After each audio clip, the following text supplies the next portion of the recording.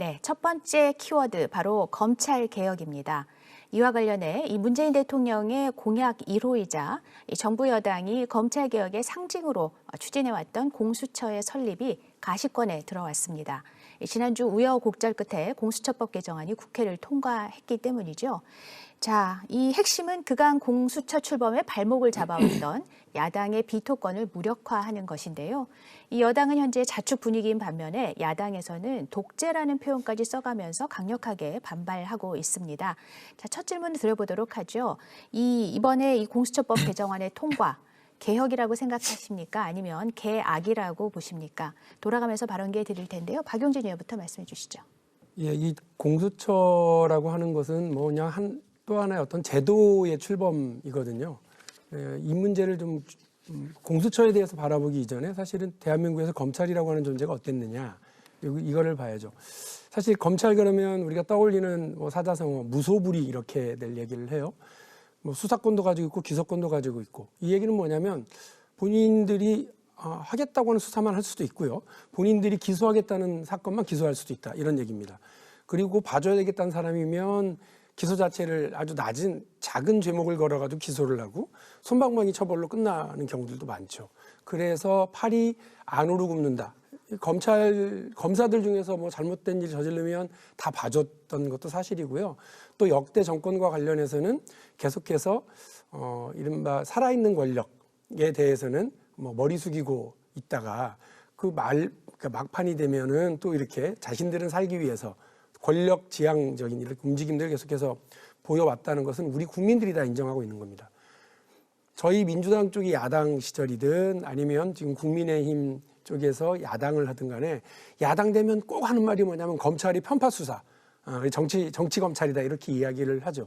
그만큼 검찰은 견제받지 않고 무소불위의 권력을 유지해 왔기 때문에 대한민국 국민들이 검찰 개혁에 대해서는 너도 나도 대부분의 국민들이 해야 된다고 생각을 하고 계십니다. 그 한 방편으로 나왔던 것이 공수처라고 저는 생각을 합니다. 그래서 이 문제와 대해서 국민의힘 쪽에서 가장 큰 실수를 한 것이 지난 20대 국회 말에 공수처를 출범하는 거에 대해서 아예 논의 자체를 봉쇄하고 그냥 들어놓아버렸던 거죠. 1년 가까이를 공수처와 관련해서 본인들의 의견을 내고 좋은 제도를 출범시키고 검찰의 권한을 분산시키기 위한 검찰개혁에 보다 적극적으로 나서는 것이 아니라 이거 문재인 대통령이 하려고 그러는 거고 민주당이 더 열심히 하려고 그러는 거니까 이거 막아야 되겠다라고 하는 전략적 실수를 저는 했다고 생각을 해요. 그리고 21대 와가지고도 또 똑같이 또 다른 방식의 침대축구, 비토권이라는 걸 쥐고 제도적인 비토권을 쥐고 아예 공수처라고 하는 제도 자체가 출범하지 못하도록 해버리니까 국민들이 보시기에는 법이 통과돼서 제도가 출범해야 되는데 7개월이 지나도록 아직도 공수처장 추천위원회 구성 자체가 제대로 되지 않고 제대로 논의가 되지 않은 채로 계속해서 거기서 신경전만 하고 있으니까 지켜보는 국민들의 피로도가 엄청났고요. 민주당으로서도 사실은 좀 저희들도 민망했거든요. 저희들이 제도를 주도적으로 설계했기 때문에 비토권을 드리겠다, 걱정하지 마라 이렇게 얘기했는데 7개월이나 그렇게 침대 축구를 하는 걸 보니까 국민들 여론도 돌아서기 시작을 하니까 저희들도 제도 출범을 시키는 게 정부 여당, 집권당으로서의 역할이라고 하는 생각은 분명히 했기 때문에요. 제도 출범을 위해서 절대적 비토권을 상대적 비토권으로 좀 변환시키는 일이 있더라도 이 문제에 대해서 제도가 출범할 수 있도록 하자라고 하는 얘기를 할 수밖에 없었습니다. 그래서 저는 마지막에 그 공수처법 개정안, 공수처와 관련된 개정안을 낸 거, 비토권에 대해서 손을 본 것과 관련해서 그거를 놓고서 뭐 독재가 아니다 이렇게 얘기하는 건 20대 국회 말에 1차 전략적 실수, 그리고 공수처가 통과됐는데 제도 출범을 막았던 비토권에 가지고 거의 그 남용을 해서 보여줬던 전략적 2차 실수에 의해서 이어서 3차 전략적 실수를 지금 시작하고 있는 것처럼 보여서 안타깝습니다. 네, 오신환 의원도 말씀해 주시죠. 그러니까 우리가 검찰개혁이 무엇인지에 대해서 좀 명확하게 할 필요가 있는데 지금 박용진 의원님 말씀하신 검찰개혁의 본질에 있어서 검찰이 그동안 무소불위의 권력을 왜곡된 형태로 또 정치 권력에 기생해서 그것을 잘못 악용한 측면이 있다라는 부분을 분명히 지적해 주셨잖아요. 그렇다면 그것에 대한 잘못들을 우리가 바로잡고 제도를 탄생시키더라도 또 다른 그런 오류를 발생하지 않기 위해서 해야 되는데 그 대표적 상징인 중수부와 똑같은 기능을 갖고 있는 아까 말씀하신 기소권과 수사권을 동시에 갖고 있고 그리고 검찰에 자기들이 마음대로 왜곡해서 기소를 하지 않아도 되고 아니면 축소 은폐하거나 아니면 또 왜곡해서 과장하거나 하는 그런 일들이 벌어질 수 있는 그런 구조적인 모순을 갖고 있는 공수처를 탄생시켰기 때문에 반대를 한 것이지 고위공직자들에 대한 청렴성을 높이기 위한 그런 부패 방지를 위한 무슨 공수처를 원한다면 얼마든지 논의를 할 수 있는 과정들이 있었거든요. 제가 사개특위에서 20대 국회에서 그걸 주도했었고 그런데 거기에 있는 그 독소 조항들을 오히려 강화시키는 쪽으로 이번에 개정안이 통과된 것인 거예요.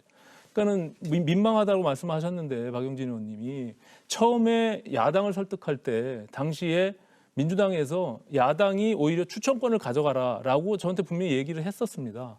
그런데 그것을 달래가면서 결국엔 비토권이라는 것을 안전장치를 만들고 결국엔 비토권을 무력화시키면서 거기다 끼워넣기 하면서 검찰의 공수처의 수사관 공수처 검사들에 대한 자격 조건까지 그것을 개정안에 넣어가지고 결국에는 중립성, 독립성을 확보하지 못하는 쪽으로 갈 수밖에 없는 그런 계약을 한 것이죠. 이제 거기에 대한 문제 제기를 하는 거예요. 공수처 자체에 대한 반대를 좀 뛰어넘어서 그런 어떤 잘못된 과거의 검찰의 역사들 그리고 그 구조적인 모순들을 알고 있는 민주당에서 그보다 더한 무소불위의 권력들을 갖고 있는 잘못된 시스템을 만드는 거에 대해서 문제 제기를 하는데 그리고 그 과정 속에서 결국에는 다 힘으로 밀어붙이고 그것이 검찰의 개혁인 양 왜곡하는 것이 저는 굉장히 그거는 잘못된 일이다라고 생각하고요.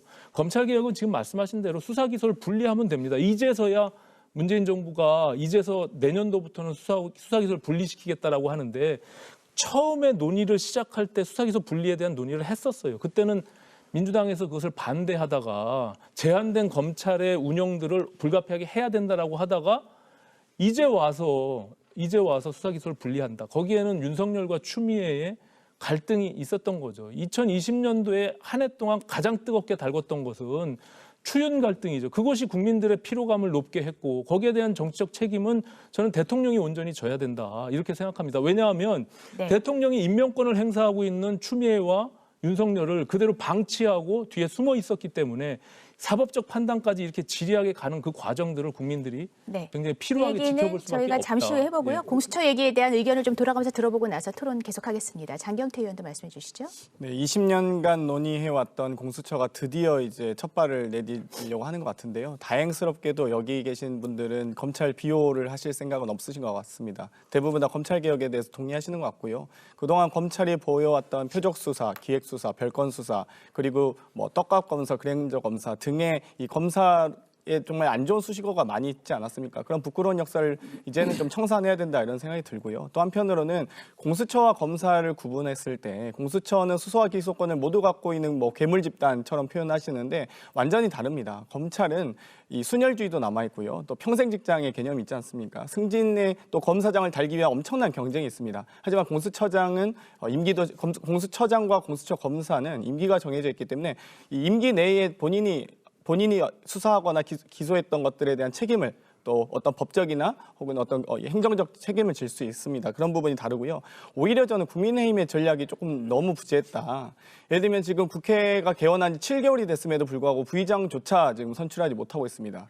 또 상임위원장 배분할 때 11대 7로 저희가 좋은 상임위, 예를 들면 정무위라든지 뭐 행안위, 국토위 등도 저희가 얘기를 했습니다만 그걸 다 뿌리치고 오직 검찰개혁만 맹신하는 검찰개혁만 비호하기 위해서 정당이 운영돼 왔다. 매우 안타깝습니다. 그러면 저희가 많은 반대를 하셨습니다만 뭐 경찰청법 개정안이라든지 부동산법 관련된 개정안들 국토위에서나 정무위에서 다 제재할 수 있었죠, 사실. 그걸 다 포기했다. 그리고 마지막으로 방금 우리 박용진 의원께서도 얘기하셨지만 공수처장 추천위원회 구성하는 과정에서 법이 발효된 지 4개월이나 지났음에도 불구하고 지금 주호영 대표님 또 유승민 전 의원님, 안철수 전 대표님 다 모두가 다 공수처의 도입의 취지에 공감하셨던 분들입니다. 그런데 처장 추천은 고사하고 처장 추천위원회조차 구성하지 못했습니다. 그 부분에 대해서 국민들께서 저 정치인들이 과연 책임 있는 발언을 하는 정치인이냐, 그리고 국민의힘이 정말 이 원내 전략을 제대로 사용하고 있는 것인가에 대한 의구심이 들으셨을 거라고 생각합니다. 그렇기 때문에 여기에 계신 분들은 모두가 다 지금 검찰개혁을 동의하신 부분이기 때문에 앞으로 좀 더 건설적인 논의했으면 좋겠습니다. 네, 김병민 의원님. 네, 두 분 의원님께서 말씀 주셨던 야당의 전략 부재를 언급하셨는데 개혁의 전략이 같이 뒤따르는 내용들을 동일시하는 거 굉장히 동의하기 좀 어려운 측면이 있습니다.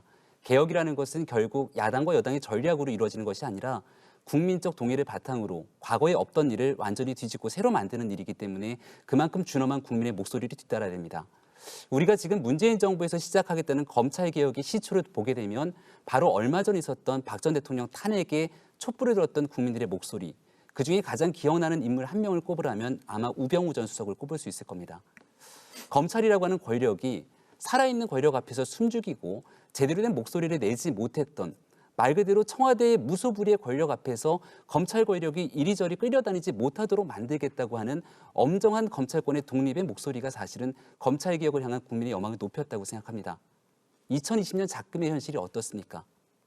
살아있는 권력을 향해서 엄정하게 수사하겠다는 윤석열 검찰총장의 문제, 이 문제를 바탕으로 추미애 법무부 장관을 임명하면서 이 모든 것들을 찍어내고 짓누리려 하는 모습 속에서 우리 국민들께서는 하나를 보면 열을 안다고, 공수처 출범해서 야당에게 비토권을 주겠다던 그 비토권마저 뺏어서 일방적으로 법안을 처리하는 여당의 모습을 보면서 권력에 대한 모든 것들을 막기 위해 공수처를 출범하는 것은 아닌가, 이런 방식의 의구심을 갖고 있는 국민들이 많이 계십니다.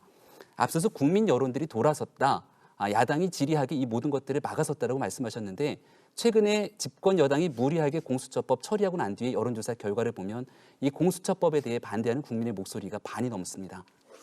공수처 필요한 부분들이 일부 있는 내용들이 있다고 생각합니다. 하지만 공수처 내용만으로 검찰개혁의 완성이라고 보기 어려우며, 이 공수처가 설령 출범하더라도 여기에 전제되는 가장 핵심적인 조건은 누가 뭐래도 그 공수처장만큼은 살아있는 권력에 흔들리지 않는 엄정한 정치적 중립이 요구돼야 됩니다. 하지만 이 정치적 중립을 지킬 수 있는 마지막 야당의 비토권마저 무력화시킨 여당의 일방적인 법안 처리에 대해서 굉장히 국민적 여론들은 싸늘하게 싣고 있다는 점을 인식하면서 공수처에 관련된 토론을 좀 이어갔으면 좋겠습니다. 그 공수처와 관련해서 최근에 개정을 하고 나서 여론이 좀 악화됐다 하는 말씀은 저도 그 여론조사 결과는 봤어요. 그러나 검찰개혁에 찬성하냐 반대하냐 뭐 그렇게 물어보세요. 그러면 여전히 검찰개혁에 찬성을 할 거고요. 공수처가 필요하냐 필요하지 않느냐 여전히 필요하다고 생각하는 분들이 많을 거예요. 그러나 지금 저도 인정을 하면서 말씀을 드리는 것처럼 합의하에 공수처 제도를 출범시키고 합의하에 처장도 추천하고 이렇게 가지 못하고 있는 것에 대한 국민적 비판은 있는 건데요. 그게 오로지 그러면 여당을 향해서만 있느냐? 그렇진 않을 거예요. 그러니까 이제 야당도 그 부분은 좀 깊이 보셨으면 좋겠고, 제가 아까 약간 독특한 표현을 썼는데 그 비토권의 절대적 비토권, 상대적 비토권 이렇게 말씀을 드렸잖아요. 무슨 말인지는 이제 아실 텐데 제가 국민 여러분께 설명을 좀 드리면, 공수처장 후보 추천위원회가 7명으로 구성을 하잖아요. 여당 둘, 야당 둘 이렇게 4명을 하고 3명은 이렇게 정해져 있습니다. 법무부 장관, 그리고 법원 행정처장, 그리고 대한변호사협회장 이렇게 3분입니다. 그런데 여당이 만일에 야당에서 말씀하시는 것처럼 그냥 대통령 말 잘 들을 사람으로 앉히려고 그래요. 그러면 그 우리로서는 장관이 아마 우리 편이라고 이제 치더라도요. 그 대법원장, 그러니까 대법원에 속해 있는, 사법부에 속해 있는 법원 행정처장이 대통령 명령 들어가지고 여당 눈치 봐서 찬성을 해줄 거냐. 그리고 대한변협회장이라고 하는 분이 대한민국의 그 변호사들, 그 많은 법률인들의 대표로 선출된 분이 대통령이 독재할 만한 사람 심는데 거기에 또 찬성표 던질 거냐. 그렇지 않을 거예요.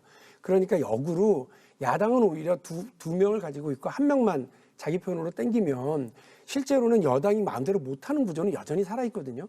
그러니까 비토권은 절대적 비토권, 제도 출범을 아예 막을 수도 있는 그런 비토권이 아니라 합리적 비토권은, 상대적 비토권은 여전히 살아있다 이 말씀을 드리고요. 대한민국이 호락호락하지 않은 나라라고 하는 건 지난 우리 탄핵 때 봤어요.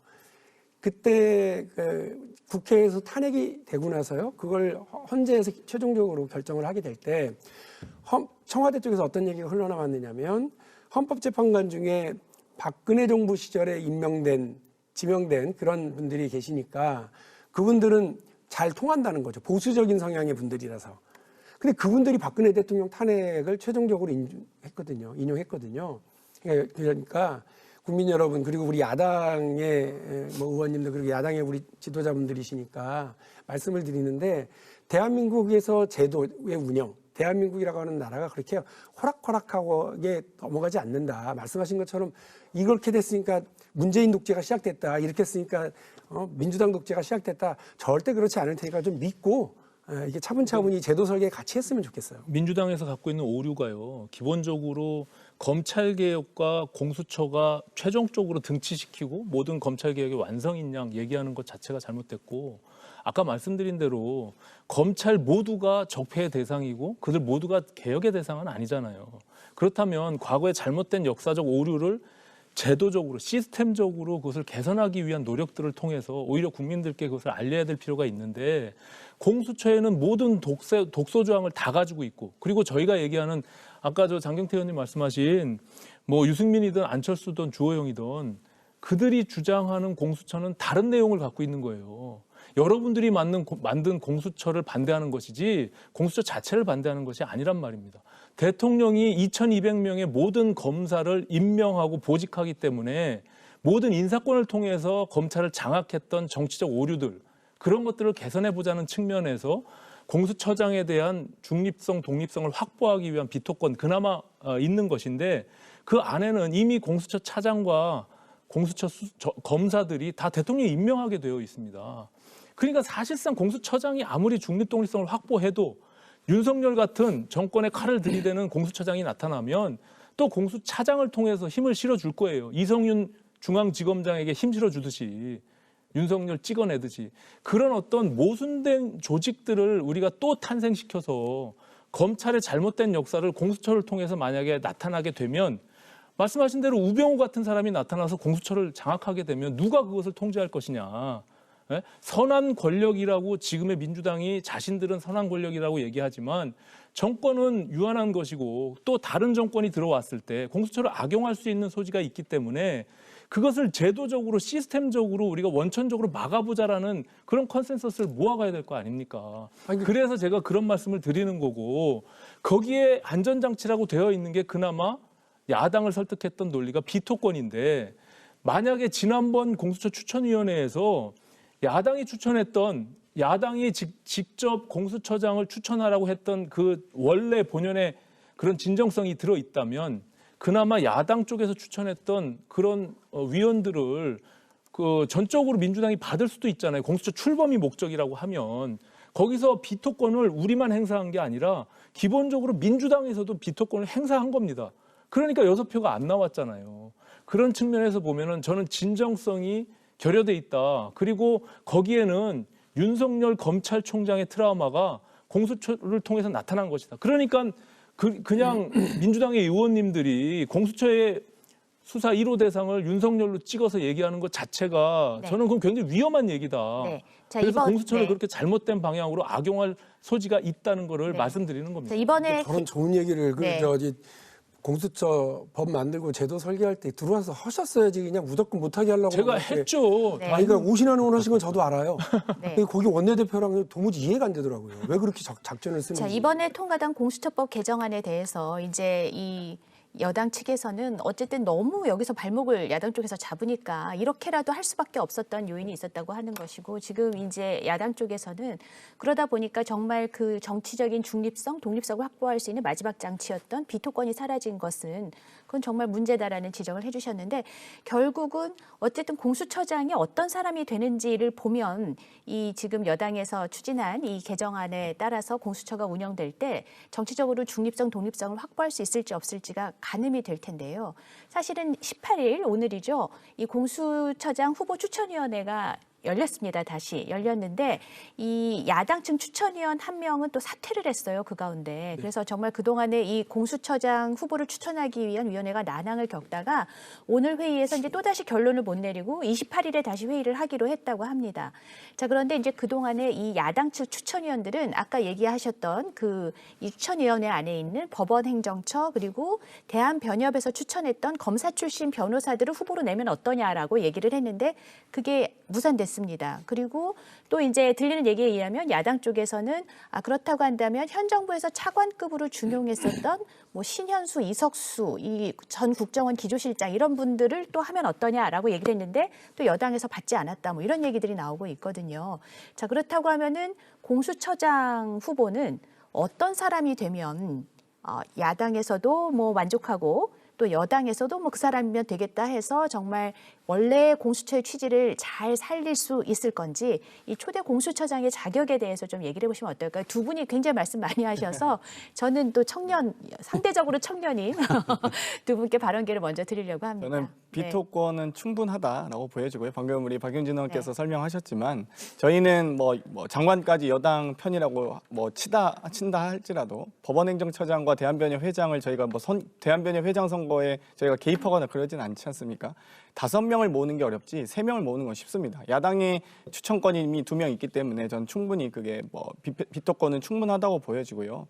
한편으로 그 진정성을 얘기하셔서 좀 말씀드리고 싶은데요. 추천위원회에서 추천한 처장 후보자에 대한 반대를 스스로 야당에서 추천한 추천위원이 본인들이 추천한 그 처장 후보자에 대한 반대 표시도 했었습니다. 그렇다면 사실 과연 이 공수처 설치를 위한 진정성을 어디서 찾아볼 수 있느냐라고 여쭤보고 싶고요. 공수처의 핵심은 그것 아니겠습니까? 검찰 스스로 자기 자신에 대해서 기소하지 않고 수사하지 않는 점을 저희가 그걸 가지고 응징하는 것이죠. 근데 정말 신기한 건 저희가 분명히 집권 여당입니다. 공수처가 설치되면 고위공직자들의 대상은 여당이 당연히 많을 수밖에 없거든요. 혹은 친여 성향이겠죠. 뭐 별정직이든 정무직이든 장관급 인사들에 대한 인사권은 여당이 행사하기 때문에 그러면 여당이 오히려 수사 대상이 늘어나고 있는데 오히려 국민의힘 그러니까 야당이 반대하고 있으세요. 결국 이 결론은 뭐냐? 결국 검찰이 수사 대상이 되는 것을 반대한다고 볼 수밖에 없습니다. 사실 뭐 민주당 정부의 혹은 문재인 정부의 장관이 수사 대상에 오르는 거를 뭐 반대하거나 이러시는 아니시잖아요. 만약 부정과 비리 혐의가 있으면 당연히 수사 받으셔야겠죠. 근데 오직 유독 저희가 그 진정성 의심하는 부분은 검찰에 대한 수사를 저항하는 것 아니냐라는 의구심을 갖고 있습니다. 네, 처장은 어떤 사람이 돼야 된다고 처장은 생각하세요? 그래서 제가 그 진정성을 말씀드리면서 검사 출신은 좀 안 됐으면 좋겠다.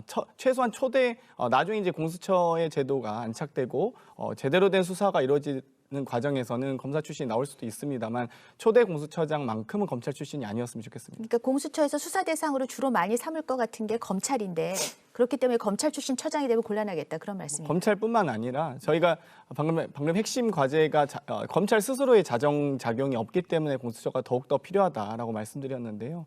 당연히 뭐 정무직 장관들에 대해서도 수사를 할 것이라고 생각하고요. 또 검찰에 대해서도 당연히 수사가 될 텐데 그 과정에서 검찰이 너무나 제 식구 감싸기의 모습을 그동안 많이 보여왔기 때문에 최소한 초대 공수처장은 검사 출신은 아니었으면 좋겠다라고 말씀드리고 싶습니다. 그러니까 명확하게 가이드라인을 규정하고 있는 거죠. 검찰을 악으로 규정하고 있고 여기에 대해서 검사 출신은 공수처에 들어갈 수 없다. 그러니까 논의를 이어가고 야당과 충분한 협의를 하기 위해서는 모든 가능성들을 열어둬야 되는데 그 가능성들을 닫아두고서 시작하는 게 공수처 출발에 대한 편견으로부터 시작된다 이렇게 말씀을 좀 드릴 수 있을 것 같습니다. 야당이 왜 검찰에 대한 수사를 반대하겠습니까? 지난 2017년에서 2018년을 접어들던 두 해의 과정들을 살펴보면 그 당시 대한민국을 가장 떠들썩하게 만들었던 네 글자는 적폐청산이었습니다. 그 당시에는 윤석열 서울중앙지검장 그리고 박영수 특검의 특별수사팀장이었던 윤석열 팀장 엄청난 권력을 행사하면서 수사를 벌였던 그 당시의 수사를 일컬어서 사람들은 여기에 대한 먼지떨이 수사, 별건 수사 등에 대한 얘기를 많이 나왔습니다.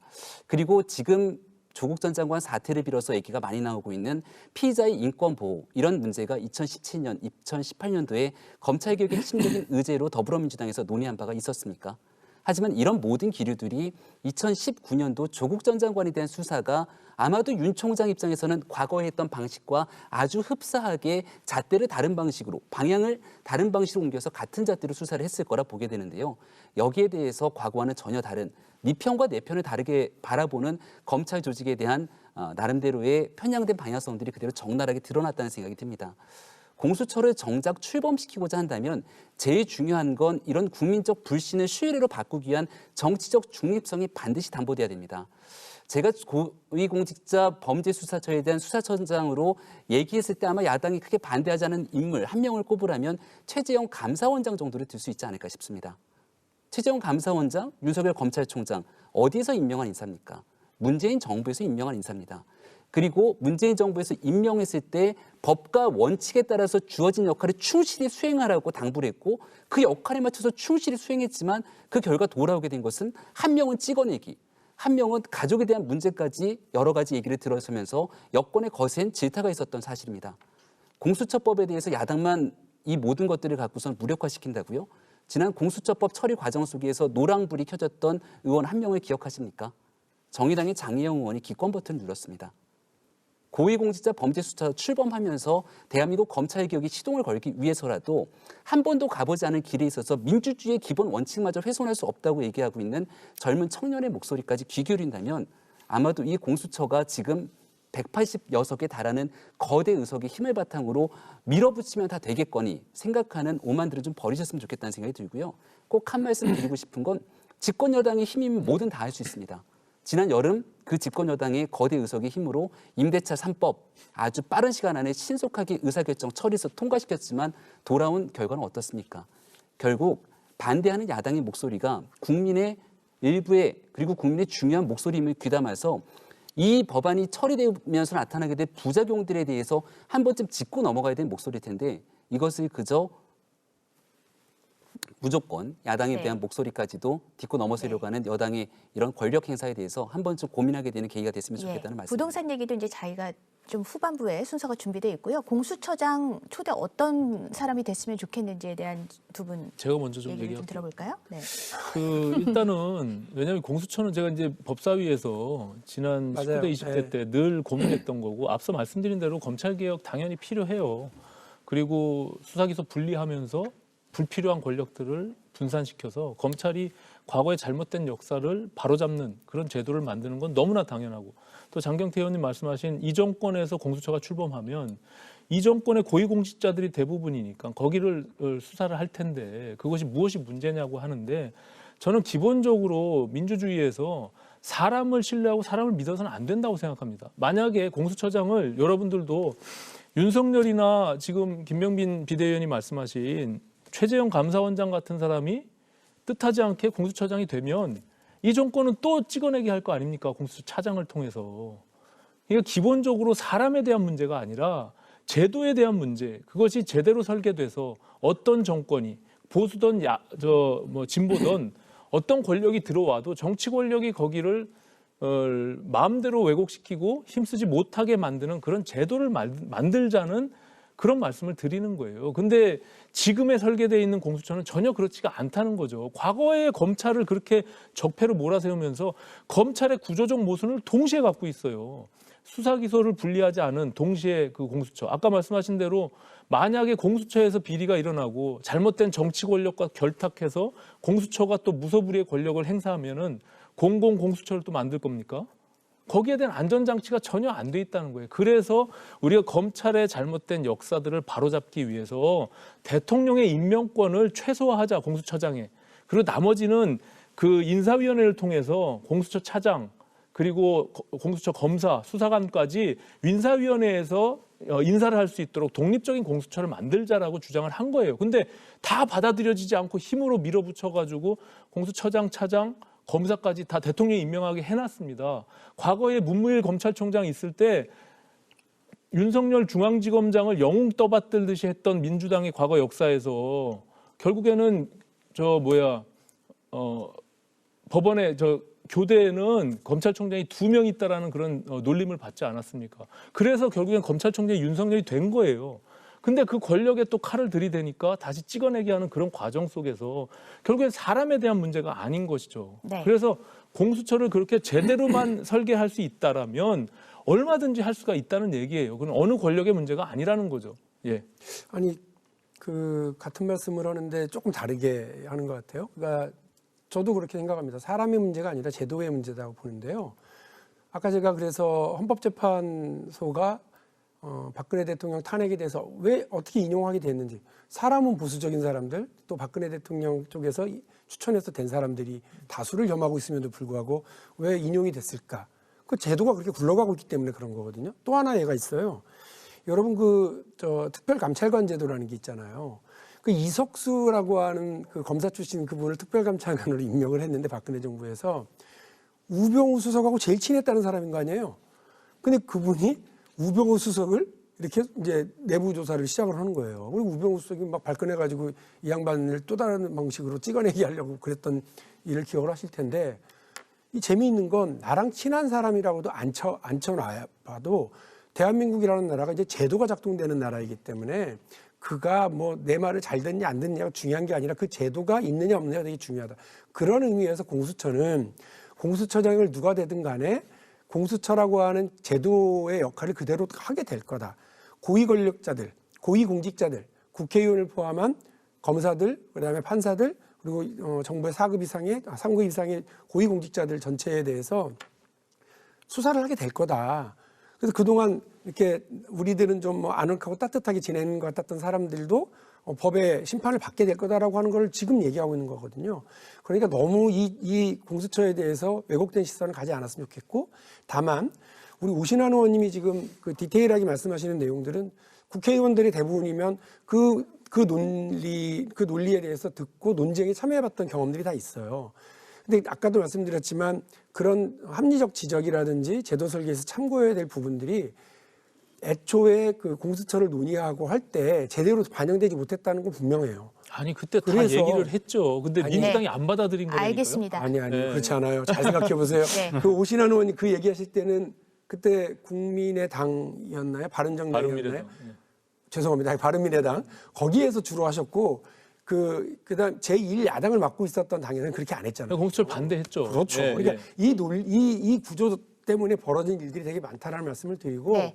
저는 그래서 자, 저희가 역사 얘기를 다 되짚어서 하기엔 시간이 좀 부족하고요. 그렇죠. 그래서 지금 아까 질문은 뭐였냐면 초대 공수처장. 공수처장은 어떤 사람이 돼야 되는 거냐고 했는데 아까 장경태 의원은 검사 출신은 그래도 좀 배제해야 되겠다라는 얘기를 했고 그랬더니 이제 이 두 분께서는 그러면 최재형 감사원장 같은 사람은 어떠냐라고도 얘기를 했는데 박용진 의원 저는 뭐 지금 생각이 구체적인 궁금합니다. 사람 네. 두 명이 언급이 되고 있는데요. 네. 둘 다 이제 판사 출신이시잖아요. 판사 출신이 수사는 잘 하시려나라고 하는 아쉬움은 좀 있습니다만 그럼에도 불구하고 이분들이 그러니까 공수처장 조직에- 후보추천위원회에 네. 있는 여당 측 의원들이 추천한 그 두 분을 말씀하시는 거죠? 네. 그러니까 저는 그분들 잘 몰라요. 그러나 저희 쪽에서는 그 판사 출신이 초대 공수처장이 되는 게 어떠냐 이렇게 의견들을 아무래도 가지고 있는 것 같은데 조직 출범 초기의 이제 안정성 그리고 개혁의 필요성과 관련된 이제 상징성을 띠는 인물이면 뭐 수사 잘하고 뭐 이런 면에서가 아니더라도 어차피 밑에 차장이 있고 또 이제 파견 검사들이랑 공수처가 이제 공수처 출범과 같이 하는 검사들이 따로 있기 때문에 그분들이 뭐 전문 수사의 역할은 다 맡을 거라고 보니까 안정성과 상징성을 가진 분이면 되겠다 이런 생각입니다. 네, 공수처 법 개정안 그리고 또 초대 공수처장의 자격에 대한 얘기를 해봤는데 양측의 의견이 매우 엇갈리는 점을 우리가 또 확인할 수 있었습니다. 자, 이런 가운데 최근에 이 사상 초유의 현직 검찰총장에 대한 징계 결정이 내려졌습니다. 이 징계위의 결정을 추미애 법무부 장관이 제청하고 문재인 대통령이 재가를 했습니다. 자, 윤석열 총장 측은 이 징계위의 구성과 절차 내용 등이 모두 위법하다면서 이 징계 취소 소송 그리고 이 집행 정지 신청을 냈습니다. 자, 이런 그 윤석열 총장에 대한 최근의 이 징계 결정에 대해서는 어떻게 보고 계십니까? 어느 분이 먼저 말씀하실까요? 제가 먼저 한마디 네. 드리겠습니다. 지금 우리가 공수처 얘기를 쭉 하고 있었고 검찰 개혁 얘기를 하고 있었는데요. 우리가 흔히 학교에서 문제를 풀거나 공부를 하는 과정에서 봤을 때도 쉬운 문제를 풀지 못하는데 어려운 문제를 푸는 경우들은 거의 없다고 봐도 무방할 겁니다. 가장 쉬운 문제는 검찰이 현재 갖고 있는 문재인 대통령이 임명한 윤석열 검찰총장을 통해서 살아있는 권력을 향해서도 엄정하게 수사라고 언급했고 그 통대로 지난해 있었던 울산시 하명 수사 등에 대한 논란 그리고 지금 있게 되는 월성 원전 수사 등에 대해서 매섭고 날카롭게 수사하고 있는 모습을 보이자 여기에 대한 윤석열 총장 찍어내기가 이루어진 것 아니냐라고 보는 게 굉장히 보편적인 시각이 아닐까 싶습니다. 근데 실질적으로 이런 모든 내용들을 살펴보게 된다면 지금 현재 문재인 정부에서 일어나고 있는 수많은 일들에 대한 수사들이 이루어지고 있나요? 그런 일들이 제대로 이루어지지 못하고 있다고 생각을 할 수밖에 없습니다. 왜냐하면 그런 일이 벌어지려고 하는 순간 추미애 법무부 장관의 인사를 통해서 검찰 조직을 장악한 여러 가지 찍어내기 인사들이 전행하고 만행하고 있는 것이 현재 대한민국 검찰 조직의 현실이니까 이 문제들을 제대로 해결하지 못하면서 공수처를 시행하는 일은 굉장히 어려운 일이 될 수밖에 없다라는 전제 조건을 좀 말씀을 드리는 건데 그렇기 때문에 윤석열 총장에 대한 징계 문제까지도 지금 이 징계 사안들이라고 보여지는 여러 가지 내용들이 다툼의 여지가 너무나 많은 사안들입니다. 그리고 감찰위원회에서조차 이 감찰 결과에서 나왔던 내용들이 감찰위원회에서 했던 내용들의 경우들과 다르다라고 하는 목소리를 주고 있고 오죽하면 전직 검찰총장 노무현 정부부터 김대중 정부 또 이명박 박근혜 정부에 이르기까지 있었던 검찰총장들까지 나서서 이 문제를 언급하고 있는 상황인데요.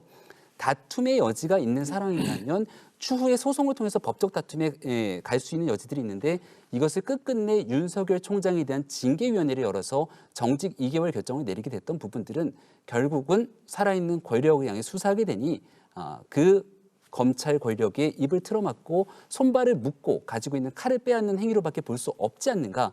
이런 모든 현재 일어나고 있는 형국이 문재인 정부가 추진하겠다고 하는 검찰 개혁의 기본적인 수요를 깡그리 무너뜨리게 되는 참담한 행위라고 저는 생각합니다. 일단 공수처장에 대한 얘기 잠깐만 말씀드리면요. 일단 최다 득표 5표 받으신 분 중에 한 분은 법무부 장관 추천이지만 한 분은 대한변협 회장 추천 몫이기 때문에 그 부분에 대해서는 충분히 객관적인 어떤 모양은 만들었다는 말씀드리고 싶고요. 한편으로는 윤석열 총장에 대해서 왜 그때는 그렇게 응원하면서 지금 그러냐고 하는데 적폐청산 수사에 대해서는 저희가 응원했지 비혐의나 비사실에 대한 외압을 형성한 것까지 저희가 응원한 것은 아닙니다. 만약에 2012년에 박근혜 대통령 응원했다고 해서 저희가 그걸 박근혜 대통령 비호 세력이라고 지칭하지는 않지 않습니까? 당연히 이 소위 비사실들이 쌓이면서 부정 행위들이 나타나면서 거기에 대한 평가는 달라질 수 있는 것이지요. 이 총장의 징계위원회 구성 또한 저희가 차관과 또 검찰국장 또 대검 반부패부장 외부 인사 2분으로 5분이 협의를 했고요. 그 과정에서 사실 지금 소위 검찰총장의 이 징계위까지 회부되는 이 정말 역사적인 일 아니겠습니까? 그동안 검찰총장은 무소불위의 권력의 정점에 서 있는 사람이었습니다. 그 권한을 이용해서 판사를 사찰하고요. 판사를 사찰하기도 하고 또 측근이나 친인척에 대한 비위 사실에 대해서 수사를 방해했다는 의혹을 가지고 있습니다. 이 부분에 대해서 당연히 징계 혐의가 징계위에서 확인한 대로 앞으로 이후에 수사가 진행되길 바라는 마음이 있고요. 사실 검찰총장의 그동안의 이 과정을 보면 조직에 누가 되면 검찰총장은 항상 정치적 혹은 도의적 책임을 져왔습니다. 검경 수사권 조정을 했을 때나 혹은 어떤 검사의 수사지휘를 받았을 때나 혹은 대검 중수부를 해체했을 때 검찰총장으로서의 책임을 지고 다 사임을 했었습니다. 그런데 이 윤석열 총장만 이렇게 정말 개인에게 충성하지 않는다고 하셨었는데 오히려 조직도 아니었고 소위 자기 자신에게만 충성했다는 생각이 듭니다. 검찰도 속았고 국민도 속았습니다. 한 가지만 이 부분에 대해서 윤석열 총장이 정말 떳떳하다면 직을 내려놓으시고 검찰 수사에 협조하시면 됩니다. 그러니까 의원님 얘기를 알겠는데 대한민국 검찰총장은 검찰의 독립성을 확보하기 위해서 법으로 임기 2년이 규정돼 있습니다. 그 임기 2년이 규정돼 있는데 검찰총장 내려오라고 흔드는 것을 우리가 외압이라고 국민이 얘기하는데 선출한 대통령도요. 예, 비사실 있으면 탄핵을 당합니다. 그러니까 탄핵을 당하는 검찰총장은 건 선출된 권력도 아닙니다. 대한민국 국민이 국민의 힘으로써 목소리를 외치고 대한민국 국회에서 200석 이상의 의결이 있을 때만이 사실상 헌재로 탄핵에 대한 절차들이 규정이 될 수 있겠죠.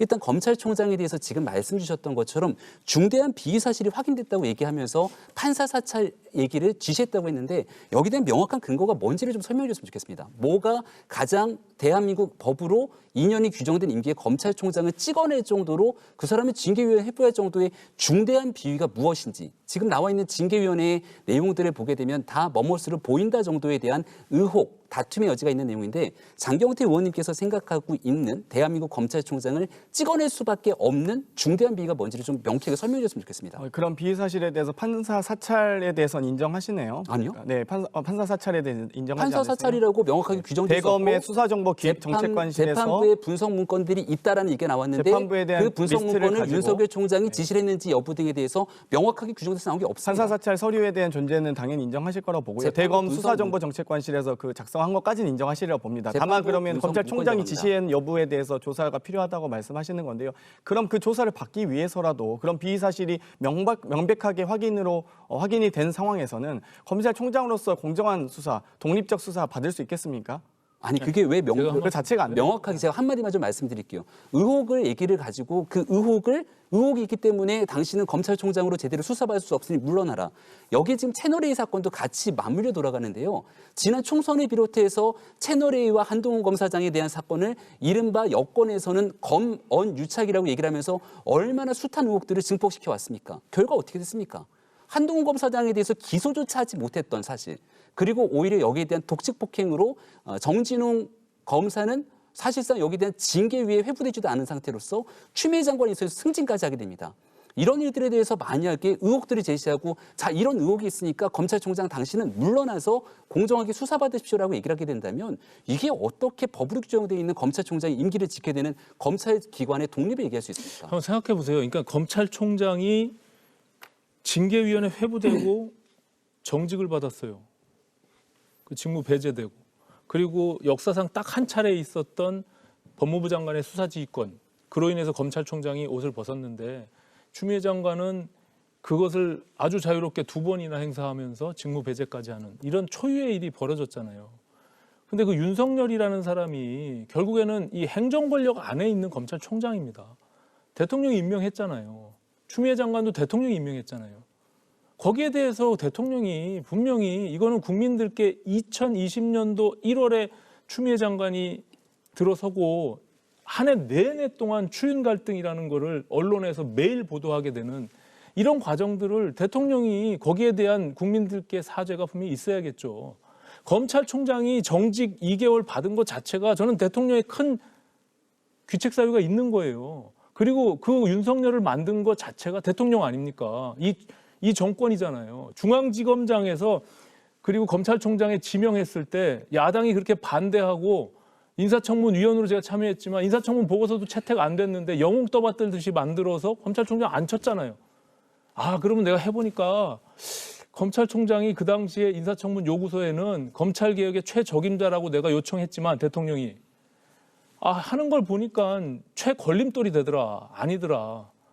그렇게 얘기를 하고 국민들께 솔직하게 얘기하고 법률의 위에 정치가 있는 거 아닙니까? 정치가 얼마나 못나고 못했으면 그것을 다 뒤에 숨어서 그냥 있다가 지금까지도 해결이 안 되고 또 사법부에다가 공을 넘겨가지고 재판을 치르면서 국민들 코로나 때문에 힘들어 죽겠는데 이거 가지고 언제까지 이렇게 갈 거냐는 거죠. 대통령이 한마디 하시면 되는 거예요. 불신임하고 당신하고는 검찰총장 더 이상 못하겠다. 왜 말을 못합니까? 통치행위라는 것이 고도의 정치 기술인데 그걸 왜 못하냐고요. 그랬다간 또 야당에서 그 2년 임기제인데 그 저렇게 아니, 쫓아내는 게 어딨냐고 그럴까 봐서 박 의원님 그것도 정치적 책임이잖아요. 지금도 욕 안 먹는 게 아니잖아요.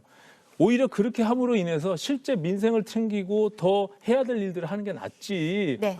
그 법으로 명시되어 있는 2년에 대한 그 엄격성 때문에 그것을 핑계대고 뒤에 숨는 것이 그걸 옳은 정치행위가 아니죠. 오신환 의원은 그게 뒤에 숨었다고 얘기하시는지 모르겠지만 징계 절차도 사실은 법과 규정에 따라서 진행된 거예요. 거기에서 대통령이 시시콜콜 이래저래 얘기하는 게 정치적 책임은 일단 아니라는 거고요. 또 그러니까 말씀하신 것처럼 대통령도 하셨어요. 윤 총장에 대한 징계 2개월 정직이 내려지고 나서 청와대가 대통령 말씀을 이제 전할 때 그렇게 되어 있지 않습니까? 사상 초유의 이런 사태가 벌어지고 검찰총장의 징계가 내려진 것에 대해서 국민 여러분께 송구하게 생각한다고, 유감스럽고 송구하게 생각한다고 말씀도 하셨습니다. 그러니까 사과를 했고요. 거기에 따른 이제 조치를 취했다고 저는 봐요. 저는 기본적으로 그 윤석열 총장을 징계하는 것이 검찰개혁의 제도적 완성이다 그렇게 생각하지 않아요. 그러니까 검찰총장이 비위 혐의가 있거나 잘못이 있는 것을 징계하는 문제는 그것은 검찰개혁이라고 하는 그 우리 국민적인 열망이기도 하고 시대적 과제이기도 한 이 사안을 제도적으로 완성해 나가고 또 법률적으로 완성해 나가는 과정은 또 우리가 해야 될 역할이고 몫이라고 봅니다. 이거를 저는 뭐 같은 거라고 생각하지 않아요. 그러나 이제 윤석열 총장에게도 사실은 한 말씀 드리지 않을 수가 없는 게 임명권자인 대통령하고 법정에서 한번 봅시다라고 하는 거 이건 맞아요?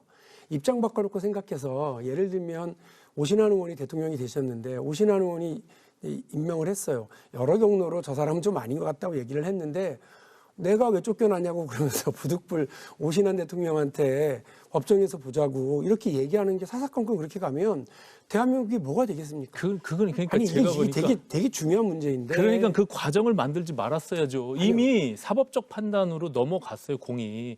그러니까 윤석열 총장으로서는 기본적으로 대통령과 맞서는 것이 아니라 그 징계 행위 자체가 불편부당하다라고 지금 맞서고 있는 거예요. 그렇기 때문에 그 과정이 일어나기 전에 이미 대통령이 정치 행위를 했었어야죠. 왜 임명권자 헌법이 보장하고 있는 임명권을 행사하지 않고 대통령의 선택 네. 이렇게 할지 저렇게 할지 선택이니까 그걸 가지고 자꾸 뒤돌아가시면 안 되고요. 지금 어쩔 거냐는 거예요. 아니 그러니까 윤석열 총장은 본인 입으로 본인이 별로 정무적 감각이 없는 사람이다. 그리고 검찰이란 조직을 너무 사랑한다 이렇게 얘기를 하셨어요. 제발 부탁인데 검찰만 사랑하지 마시고 국민들도 좀 생각해 주시면 좋겠고, 그리고 없다는 정무 감각 좀 한번 살리셔서 징계 2개월 가지고도 이렇게 또 법정 가서 한번 해보자 이러지 마시고요.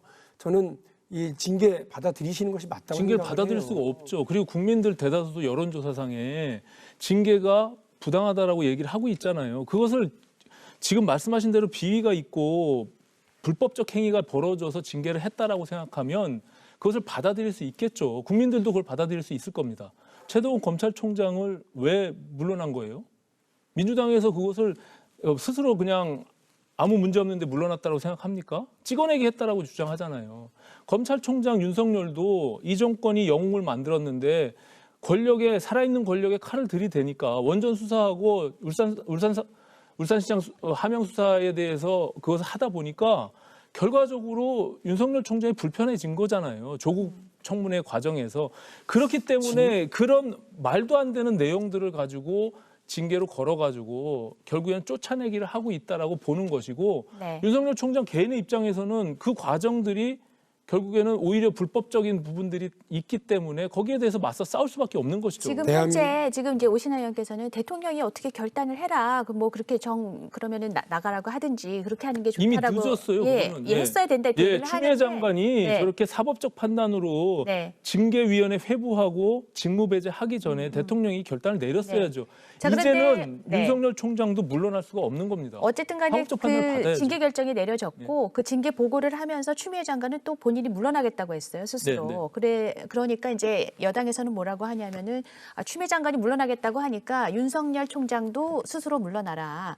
지금 물러나지 않고 징계 결정을 받아들이지 않는 것은 굉장히 찌질하다. 이제 이런 표현까지 나왔거든요. 징계를 하면서 물러나라고 하니까 못 물러나죠. 네, 누가 물러나겠습니까? 그러니까 윤석열 절차 자체가 총장에 부당한데. 대해서 스스로 물러나라고 하는 이런 여당 측의 입장에 대해서는 어떻게 생각하세요? 일단은 법상으로 징계 결정이 내려졌기 때문에 이 최종적인 상태에서 법적 결정들이 나오기 전까지 윤석열 총장이 그대로 본인이 옷을 벗고 싶어도 벗을 수가 없게 되는 상황이 와버렸습니다.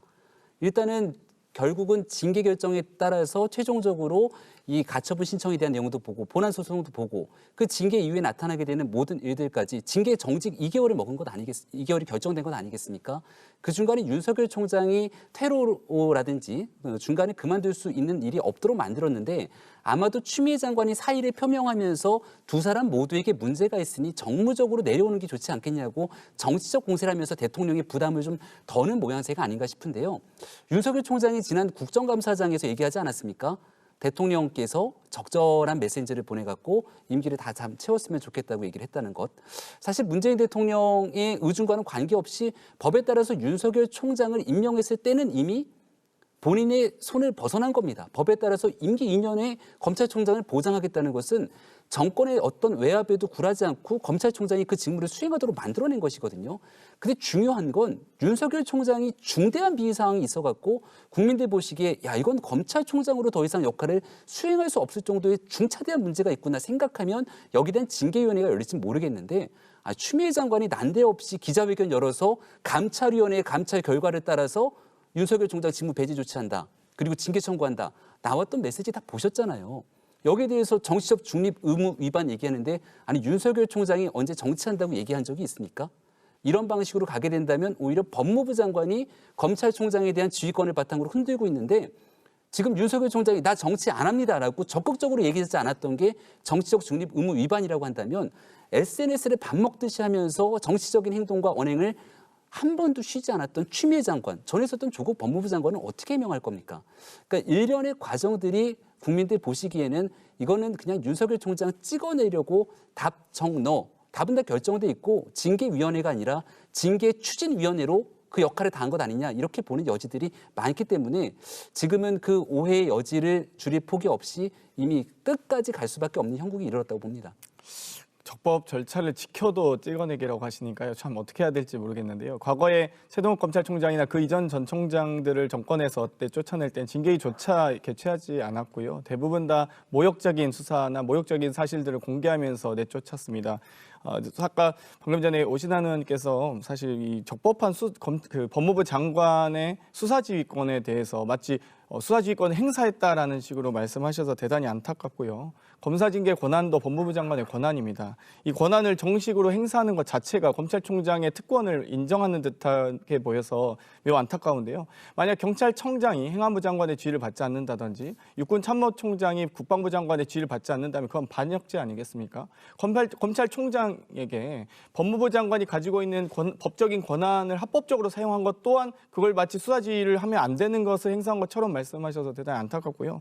이 검찰총장으로서의 저희가 방금 말씀하셨듯이 검찰총장으로서 열심히 활동하시고 근무하시고 하시면 됩니다. 그런데 자꾸만 이 외압을 행사한다든지 이런 의혹들이 계속 불거지다 보니까 공정한 수사의 대상이 될 수가 없다라고 보여졌고요. 징계위에서 적법하게 정직 2개월을 내린 것 또한 그것도 본인이 스스로 감당해야 될 몫이죠. 그런데 이 세상에 어느 나라 공무원이 자신의 징계위의 결정 사항에 대해서 이렇게 거부하고 저항할 수 있습니까? 그것 자체가 바로 검찰의 특권입니다. 자, 그런데 이쪽에서 그 징계 결정을 받았기 때문에 스스로 물러나는 게 오히려 불가하게 됐다라는 그런 주장에 대해서는 어떻게 생각하세요?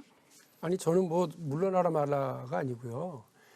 아니 물러나라고 얘기하시는 분들이 여당에 되게 아니 많으시잖아요. 저는 제 얘기해야죠. 네, 저는 네. 제 얘기해야 되니까 물러나라 말아가 아니고 그 임명권자인 대통령, 선출된 권력인 대통령의 재가가 나온 것과 관련해서 사실상 대통령과 법정에서 봅시다.